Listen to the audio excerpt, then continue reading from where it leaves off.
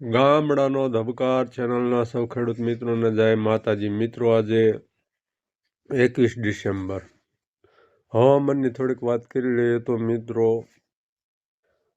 અત્યારે તમે આ જુઓ, વીડીની અસર નીચે ગુજરાત હિમાલયથી વાદળો અરબી સમુદ્રમાં ક્યાં સુધી જાય છે તે તમે જુઓ કે હિન્દ મહાસાગર સુધી પહોંચી જશે. હવે તમે આમાં જુઓ, છાંટાછૂટીની અત્યારે સંભાવના ક્યાં દેખાઈ રહી છે તો રાજસ્થાન ગુજરાત બોર્ડર અને મધ્યપ્રદેશ ગુજરાત બોર્ડર ઉપર ક્યાંક મામૂલી એવા છાંટાછૂટી થઈ શકે એવી સંભાવના દેખાઈ રહી છે.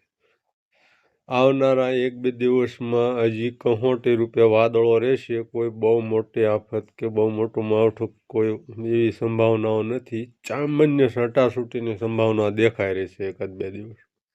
હવે મિત્રો, આપણે વાત કરીએ તો સૂર્યદેવ આજે 21 ડિસેમ્બર, આજે સૌથી ટૂંકો દિવસ હોય અને સૌથી લાંબી રાત્રિ. જે દક્ષિણ ધ્રુવ તરફ સૂર્યદેવ ખસતા જાય એટલે દિવસ ટૂંકા થતા જાય.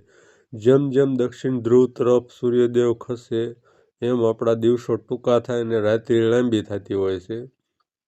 પણ આજે 21 ડિસેમ્બર પછી સૂર્યદેવ દક્ષિણ ધ્રુવ તરફ વધતા અટકી જાય. હવે ત્યાંથી દક્ષિણ ધ્રુવ અને ઉત્તર ધ્રુવ બાજુ તરત નથી ચાલતા. ત્યાં થોડાક આગળ પાછળ થતા થોડો દિવસ વધવા માંડે. આપણી સર્વની એવી માન્યતા છે કે ઉત્તરાયણ એટલે કે મકર સંક્રાંતિ એટલે કે આપણી દેશી ભાષામાં ખીહર, એને ઉત્તરાયણ જ કહેવાય. ત્યારે ઉત્તર તરફ સૂર્યદેવ પાછા પ્રયાણ કરે. પણ હકીકતમાં હવે ધીમે ધીમે 2-4 દિવસમાં થોડું ધીમે ઉત્તર તરફ પ્રયાણ કરે એટલે દિવસ વધવા માંડશે અને રાત્રિ ઘટશે. બીજો મિત્રો કે જોઈએ એવી ઠંડી હજી આપણે જામી નથી. હવે મિત્રો તમને વાત કરીએ તો ઓક્ટોબર મહિનો, જે ઓક્ટોબર મહિનામાં આપણે નોર્મલ જે તાપમાન અને ગરમી હોય એના કરતાં ઠંડો રહ્યો છે. આ યાદ રાખજો મિત્રો, ઓક્ટોબર મહિનામાં આપણે આ ચાલ ગરમી પડી નથી અને ઠંડી સવારમાં આપણને ગુલાબી થોડીક વહેલાહાર ફિલિંગ થવા માંડ્યું હતું અને ઠંડો રહ્યો છે. પણ નવેમ્બર ડિસેમ્બરમાં ક્યારેક નોર્મલથી નીચે તાપમાન ગયું.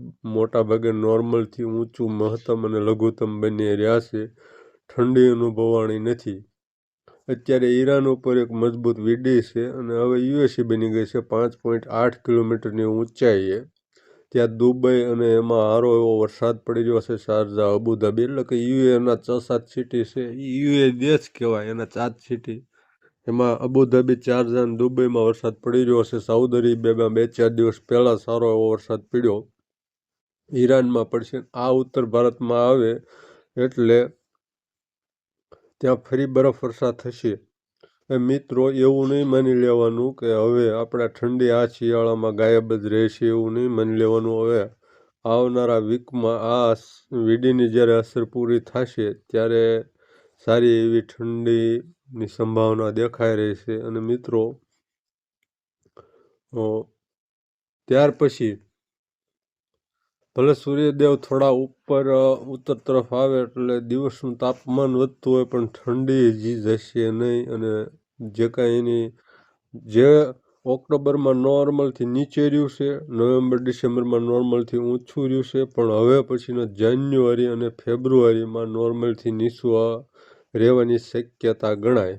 એટલે હાલ આપણે એવું નહીં માની લેવાનું કે ઠંડી નહીં પડી, નથી પડી. આપણને પાછળ ફરી પાછી નોર્મલથી નીચી એવી ફિલિંગ થશે. આવનારા વીકમાં જ પણ ઠંડી વધી જશે. જે આ વીડી જે અત્યારે ઈરાન ઉપરથી અફઘાનિસ્તાન, પાકિસ્તાન થઈને ઉત્તર ભારતમાં આવશે, એ વીડીની અસર પૂરી થાય એટલે તરત ઠંડીનો મોટો રાઉન્ડ આવશે. હાલ 2-3 દિવસ કસોટા રહે એવી સંભાવના છે. ચેનલને સબસ્ક્રાઈબ કરજો, વિડીયોને લાઇક કરજો અને શેર કરજો. જય માતાજી.